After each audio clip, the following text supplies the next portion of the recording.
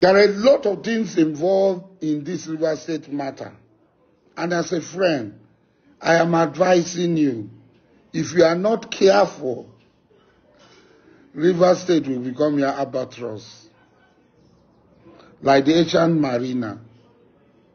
You are going to carry it on your neck. Do you know why? Ijaw people are already angry that this is the worst government. This government is against Ijaw people, and you want to add fire to petrol? You want to add petrol to fire?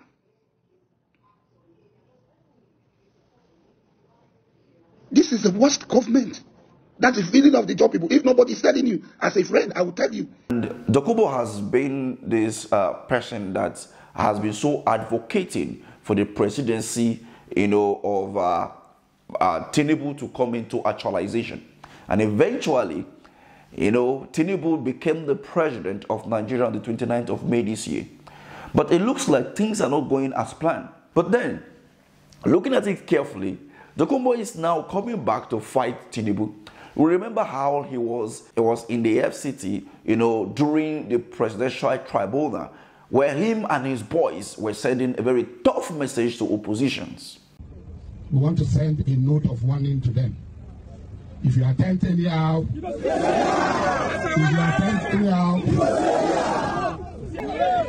are not gentlemen at all.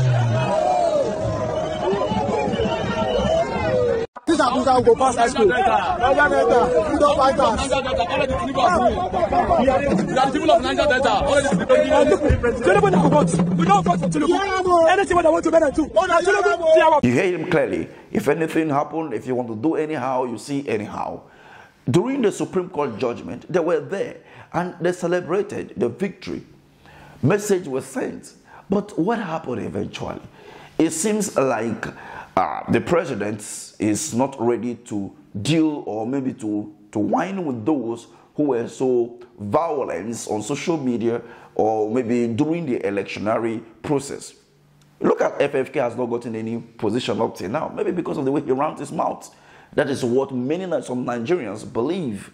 And they are still hitting that back to him. So now looking at Asari Dokubo, let me give you the video that he released in warning the president that he is going to destroy the oil in the southern Nigeria if they play with the people of Ijaw. Laws, these the mandate we gave to these 27 people in the House of Assembly was that they were on the platform according to the results that were announced. They were on the platform of PDP and they were elected, and that's why the choice of the people of River State, according to the result elected and the certificate of returns, is that these people are on the platform of PDP, and River State people preferred them on the platform of PDP and elected them. If they had the courage to say, we don't want PDP again for whatever reason, and they are going to the APC, they also have the courage to leave the seat. If they don't vacate this seat, River State people have every right to reclaim the mandate we are giving to them. Claim the mandate given to them. And we are going to do it. We are not going to hide. I am not going to hide. And I also want to say that, and the Ijaw people act like one people. You have seen them in Ondo State. You have seen them in Edo State. You have seen them in Delta. They act as one people. They are like the immigrant Fulanis coming from everywhere. When one Ijaw man is hot, Ijaw people, it is very easy to rally Ijaw people. They are one of the easiest people to rally around to come. You only need to say, Izon, Kimemia, Emie. Asawana, and they will come. The ethnic card is already in this game. Ijo sentiment. You saw Ijo people in Ondo State. You, as governor, you even saw them in Lagos State. For the sake of one man, you are looking for money to implement your programs for this government to succeed. But for a few people, you are ready to throw this away. Why will any reasonable person decide to provoke Ijaw people? Reasonable person. Are there no advisors? Are they telling you, like Nehru was sitting while Rome burned? He was drinking and celebrating while Rome burned. What differences with sin? But I know his own people. I know them. And I'm telling you, when Alamesia came to make peace with you in Lagos, after the cried, I know Ijaw people. They don't relent.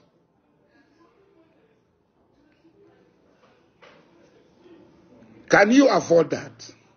Because they will come like a tsunami. Anybody. They don't need sin to give them money.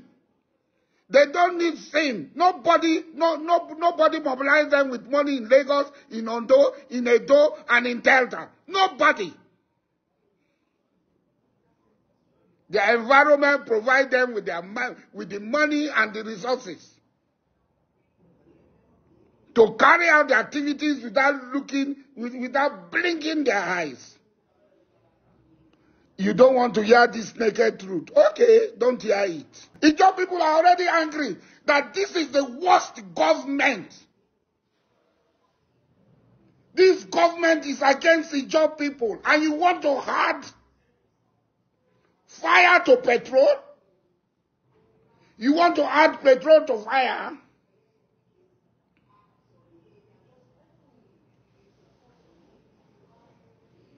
This is the worst government. That's the feeling of the Ijaw people. If nobody is telling you, as a friend, I will tell you, that state is a litmus test. Is it from there? It is now obvious to everyone that there might have been some plans and maybe some arrangements before Tinubu came into power. But unfortunately, Tinubu is not following that plan. Or maybe he only used that for him to get into power. And you know, politicians, as they always are, they always find a way to use somebody to get into what they want, and then they dump you and move away. But it seems like Asari is not that kind of person. But he always said this: everybody should wait for his turn. He said P2P should wait, that this is not his turn, this is Asiwaju's turn. So if this is Asiwaju's turn, Asiwaju is in office and is making policies and taking decisions, you should wait for your turn. Your turn will definitely come. So I don't see the reason why he is ranting here and there. But remember, the governor of Rivers State currently is from Ijaw. And that is the reason why you could also see that, you know, he knows what he's talking about. And if the junk of Nigerian oil pass through Ijaw, then there is an issue. The federal government, the presidency, needs to come in good terms with those guys. But then, let's come to think about this again. For someone to sit in the country and terrorize, you know, make some kind of audacious statement and hold the government to ransom, does it make any sense? No. But according to him, he said, using the military will worsen the whole scenario. Because what do? We bump everything. But that is the reason why we talk about a government that have numbers. Like P2P will always say that you do the right thing, you engage with the people, and you work, create job for the people. If those boys in Ijaw has job, if those boys in Ijaw could access school, if those boys in Ijaw and girls in Ijaw can actually access the good amenities to life and do the needful, you know, to help themselves, they will not be on the street in order to cause, you know, problem, cause mayhem here and there. Nobody will give them a gun. But then we find ourselves in a society where the politicians think less of the people and more of themselves. And as a result of that, they will not do anything, you know, to improve the people, because when the people are are being improved in their mental capacity, in their pockets, then those people will reason and may not even allow them to stay in power to perpetuate their evil of stealing the people's resources. The country is broke, but we are buying luxurious items for the president, for the governors, for ministers. I saw in the news where one of the governors purchased vehicles for the commissioners worth billions of naira. But if you go to that state, you will see that the people are suffering. You know, there are no good rules in those states. Now, the vehicle they were using before, like we all talked about the House of Rep and the senators who bought a vehicle worth hundreds of millions. What happened to the vehicles they were using before? Can't they be repaired? Every 4 years, the governors, the House of Rep members, keep getting new vehicles. What happened? If you purchase a vehicle for a traditional ruler as you come into office, if the vehicle is bad, you should do well to repair or sell it or get another one, not coming to rely on the government to provide another one. That is wasting of taxpayers' money. But those people who are paying the tax, do they even have a vehicle to drive? I leave this to you. Let's have this conversation at the comment section. But remember to be civil. Politicians don't really care about you.